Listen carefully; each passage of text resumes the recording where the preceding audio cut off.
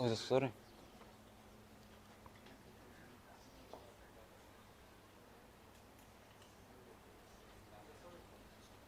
Can we start? Most of my friends are obsessed with money. They solely focus on material possessions and forget about religion. After long and tiring research, I've come to a point that I will immerse myself to spiritualism and forget about money. And that was a story that I once read in Quora. So now let's first give quick description to what is spiritualism and what is materialism. Spiritualism is a belief that there is more to life than what we can touch, see, or feel. While materialism is being overly obsessed with money and caring about the things that can be purchased for money, and in one word, being obsessed with money and being indifferent to religious stuff. So, but the point is it possible to find balance between these two? What do you believe in? Spiritual world or material? Maybe either, maybe neither. And I'm Karim Aslanbek here to discuss the topic of spiritualism and materialism, clear up misconceptions, and lay our first stones toward finding the balance. From psychological perspective, both spiritualism and materialism can have profound impacts on person's mental health and well-being. But the studies have shown that people who prioritize more on material stuff tend to be less satisfied with their lives and have higher levels of anxiety. Brain's reward system, which operates for release of dopamine, can be activated by both spiritual stuff and material possessions. And this can contribute to pleasure gained by being engaged in both behaviors. Moreover, understanding neural mechanisms involved in spiritualism and materialism, we tend to understand why people prioritize one over another. Well, to be frank, I was raised in a family where balance is in doubt. And my dad always tells me, you find your peace only when you stabilize between these two. So now I would like to share a small personal story of a person who has experienced a traumatic event that changed his life and showed inner peace. So, he had a religion, but wasn't that good aware of it and did not always complete. And time passed, but he was the same, obsessed with money. But one typical day, as usual, he was at work, but then received an urgent call to come back home that his mom wasn't feeling good and no treatment or doctor helping. And after that, he immediately came back home, as we would all do. And he did not care how much money or time required for her to recover. But unfortunately, she passed away. From that day on, he figured that one can't discount the importance of spiritual duties, nor can they ignore material possessions by focusing only on spiritual habits. Well, it was a wake-up call for him, and it changed his life. It changed his perspective on life. Through analyzing all what occurred in his life, he faced the fact that being biased and caring about only what we crave of, we tend to lose our inner peace and get blinded. We need to be materialistic to be able to provide ourselves and our families with basic needs, and we need to be spiritual to connect with our inner selves and have more fulfilling life. Thank you. That was all.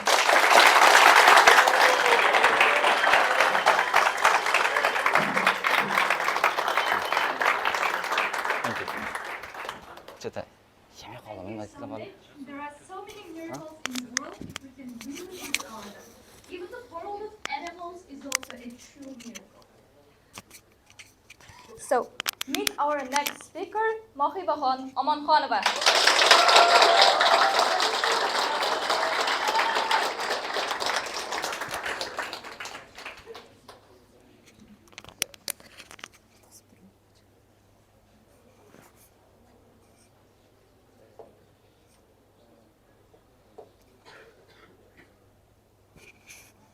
Do animals have language? In 2005, Pixar released a very touching and you want to say something? All right, let's start over. In 2005, Pixar released up a very touching and fascinating movie which is called Up. Raise your hands if you watched this movie at least once.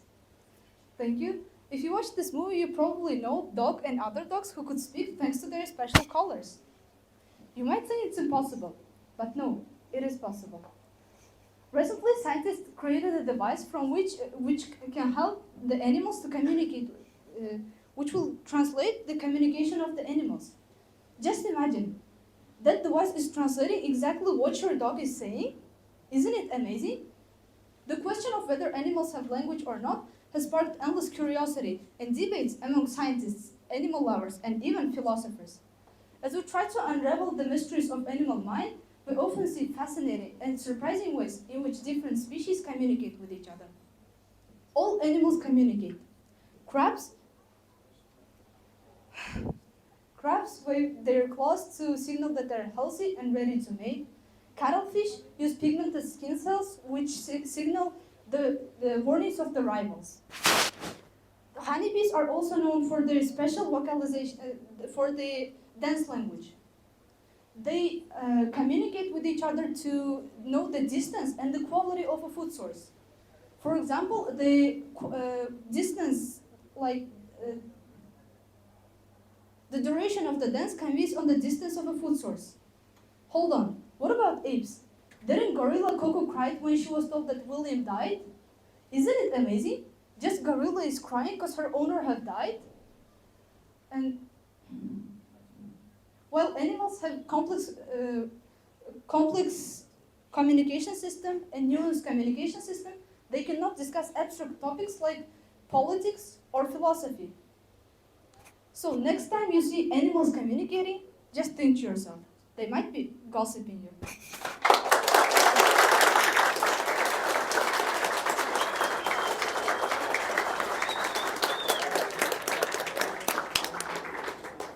Thank you, Mohammed.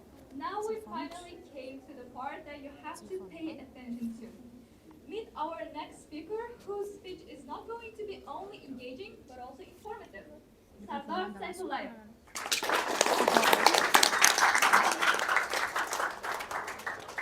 Thank you.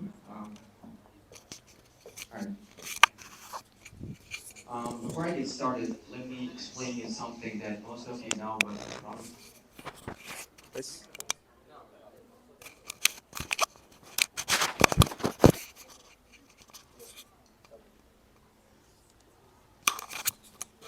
So before I get started, let me explain you some very basic concept that most of you know, but probably pretend to not to know. Just imagine this. Your mind is a car. Let's call it a conscious car. And your conscious car is driving along the roads of life, and there are intersections, off-ramps and on-ramps.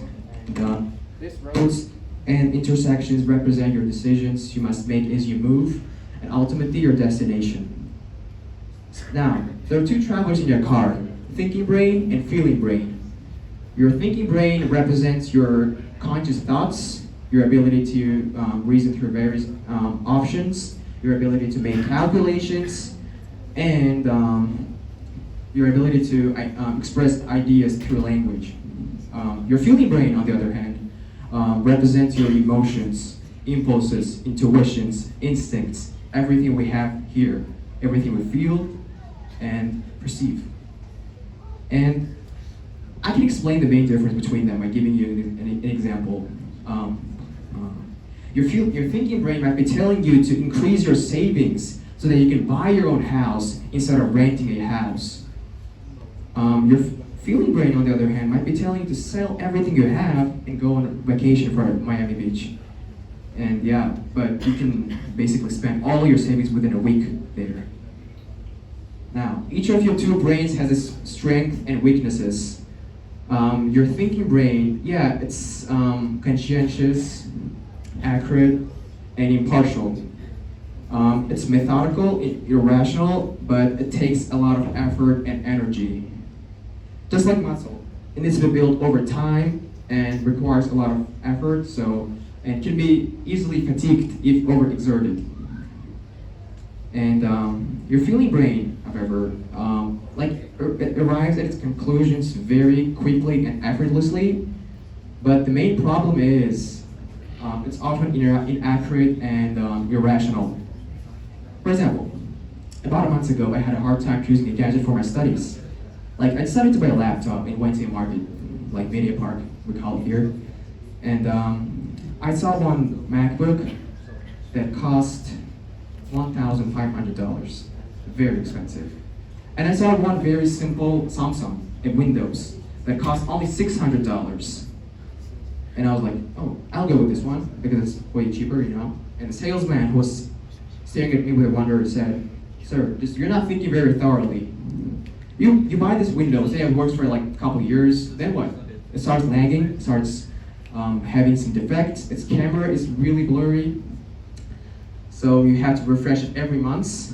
And if you buy this laptop, if you buy this MacBook, on the other hand, you can use it for a decade with your own work, and because, you know, Steve Jobs built it. So, as you can see, it's not working. Yeah, sure. So, salesman, this is salesman and this is me. Salesman was like standing and thinking for probably 5 minutes about the decision I was about to make. And he said, just buy a laptop because the Windows, like the cheaper laptop has a lot of defects, so just buy MacBook.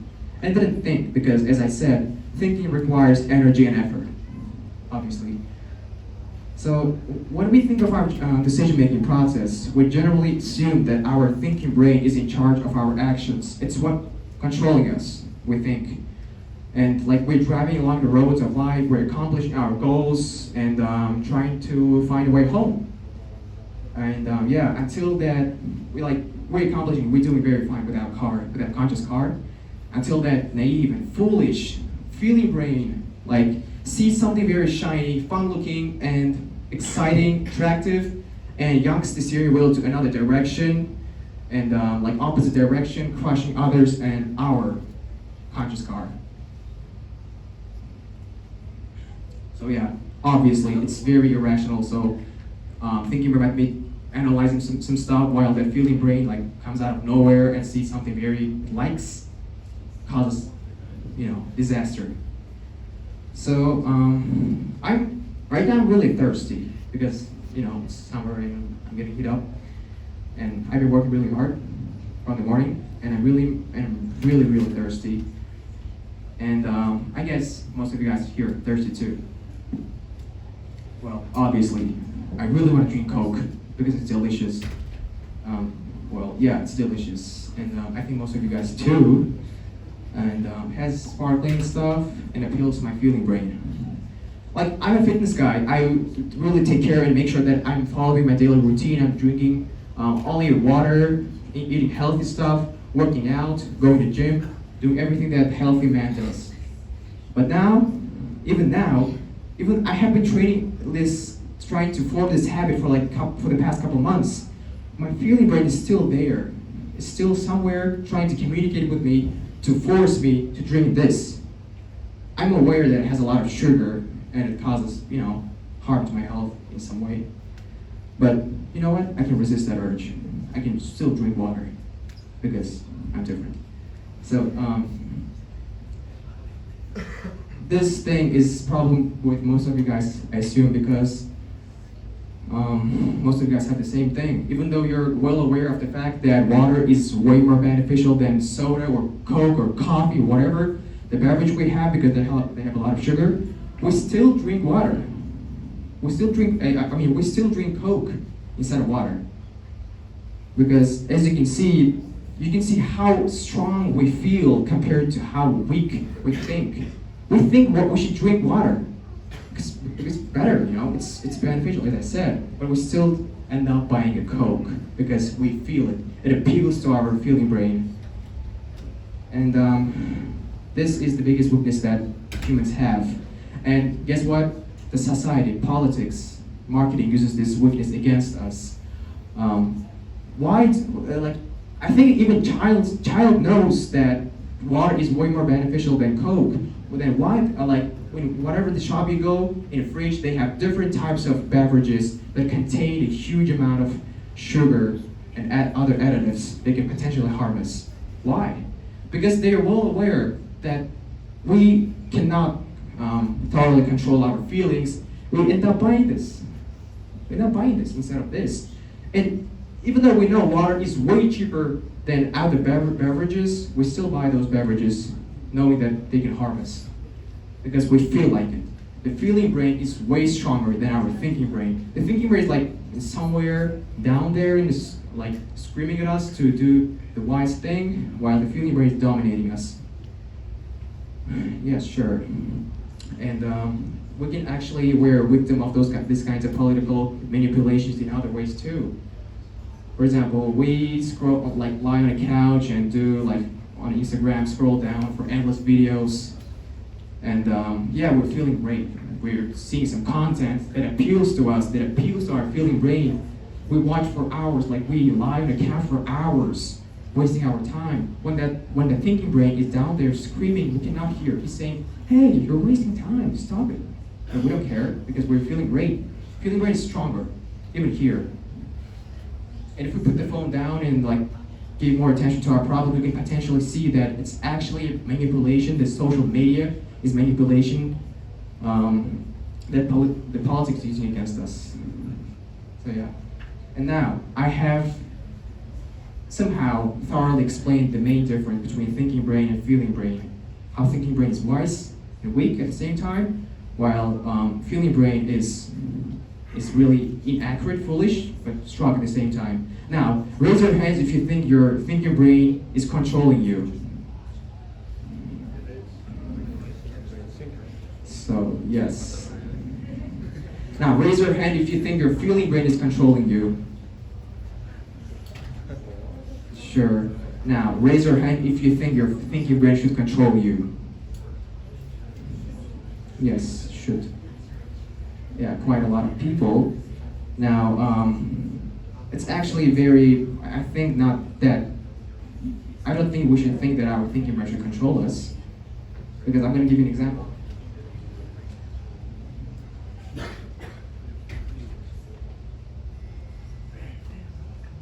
my God.